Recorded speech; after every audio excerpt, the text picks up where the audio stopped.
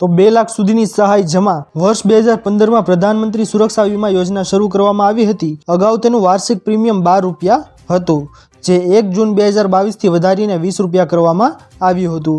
આ યોજનામાં તમને 2 લાખ રૂપિયાનું આકસ્મિક વીમા કવચ મળે છે।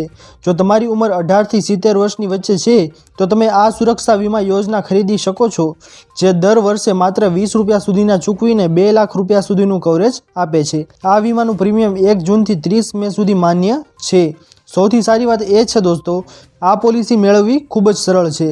તમને કોઈ પણ બેંકની શાખામાં જઈને અથવા તમારી બેંકની નેટ બેન્કિંગ દ્વારા ઘરે બેસીને યોજના હેઠળ પોલિસી થઈ શકે છે। ત્યારબાદની મહત્વની માહિતી આપ સૌની સામે આવી રહી છે દોસ્તો કે ખેડૂતોને જમીનમાં કાર્ડ મળશે। સીએમ ભૂપેન્દ્ર પટેલના દ્રઢ નેતૃત્વ હેઠળ કૃષિ ક્ષેત્રે સતત પ્રગતિશીલ થઈ રહ્યું છે।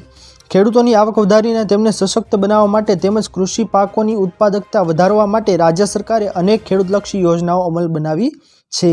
સ્વસ્થ ધરા ખેત હરા આ મંત્ર સાથે લાગુ કરવામાં આવેલી સોઇલ હેલ્થ કાર્ડ એટલે કે SHC યોજના હેઠળ આજ સુધીમાં ગુજરાતમાં 2.15 કરોડ ખેડૂતોને સોઇલ હેલ્થ કાર્ડ જારી કરવામાં આવ્યા છે।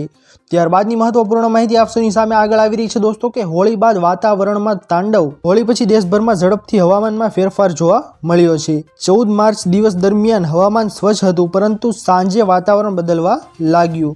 રાત્રે ઘણી જગ્યાએ હળવો ઝરમર અને હળવો વરસાદ પડ્યો હતો। હવામાન વિભાગે 15, 16 અને 17 માર્ચે રાજ્યમાં વરસાદની ચેતવણી જાહેર કરી છે। આ ઉપરાંત ઘણા જિલ્લાઓમાં 30થી 40 કિલોમીટર પ્રતિ કલાકની ઝડપે ભારે પવન ફૂંકાશે। હવામાન વિભાગે ઘણા જિલ્લાઓમાં કરા પડવાની શક્યતાઓ પણ વ્યક્ત કરી છે, જેના કારણે હવામાનમાં ઠંડી વધી શકે છે। ત્યાર પછીની મહત્વપૂર્ણ માહિતી આપ સૌની સામે આગળ આવી રહી છે દોસ્તો કે આ મેસેજ આવે તો ચેતી જજો। આજકાલ છેતરપિંડી કરનારા લોકો નવા રસ્તા શોધી રહ્યા છે ડેટા ચોરી કરવા માટે। તો તેના જોતા અમેરિકન એજન્સી એટલે કે FBI એક નવા પ્રકારના કૌભાંડના અંગે ચેતવણી આપી છે। આ પ્રકારના કૌભાંડમાં મોબાઈલ વપરાશકર્તાઓને એક નકલી સંદેશ આવે છે। આમાં એવું કહેવામાં આવે છે કે ટોલ ટેક્સ ન ભરવા બદલ દંડ થશે। આ પછી મોબાઈલ વપરાશકર્તાઓને તાત્કાલિક દંડ ચૂકવવાનું કહેવામાં આવે છે। તો દોસ્તો ખાસ ચેતી જજો, આ મેસેજ આવે તો તેના ઉપર તમે ક્લિક ના કરતા। ત્યારબાદની મહત્વપૂર્ણ માહિતી આપ સૌની સામે આગળ આવી રહી છે દોસ્તો કે 2 દિવસ બેંકોમાં હડતાળ। બેંક કર્મચારીઓના સંગઠન union forum of bank unions દ્વારા 2 દિવસમાં હડતાળની જાહેરાત કરવામાં આવી છે। IBA સાથેની ચર્ચા અનિર્ણિત રહેતા હડતાળનો નિર્ણય લેવામાં આવ્યો છે। UFBUએ 24 અને 25 માર્ચે દેશવ્યાપી હડતાળની જાહેરાત કરી છે। બેંક કર્મચારીઓની મુખ્ય માંગણીઓમાં 5 દિવસીય કાર્ય સપ્તાહ, તમામ પોસ્ટ પર ભરતી, પબ્લિક સેક્ટરની બેંકોની ખાલી જગ્યાઓ ભરવાની માંગણીઓનો સમાવેશ થાય છે। ત્યારબાદની મહત્વપૂર્ણ માહિતી આપ સૌની સામે આવી રહી છે કે સિગ્નલ બંધ રાખવા માંગણી।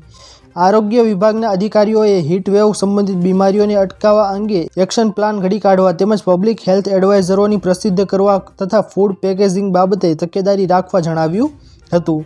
હીટવેવના સંજોગોમાં જિલ્લા શિક્ષણ અધિકારી દ્વારા જરૂરી જણાય શાળાઓમાં સમયમાં ફેરફાર કરવાની સૂચના આપી હતી। આ ઉપરાંત આંગણવાડી કેન્દ્રો પર બાળકોના આરોગ્યને ધ્યાનમાં રાખવા બાબતે તકેદારી લેવા બાબતે ચર્ચા કરવામાં આવી હતી। આ ઉપરાંત પોલીસ વિભાગ દ્વારા જરૂરી જણાય ટ્રાફિક સિગ્નલો પર શેડ કે પાણીના સ્પ્રિંકલરની વ્યવસ્થા ગોઠવવા તેમજ જરૂર જણાય ટ્રાફિક સિગ્નલો બપોરના 12 થી 4 કલાકે બંધ રાખવા બાબતે ચર્ચા કરવામાં આવી હતી।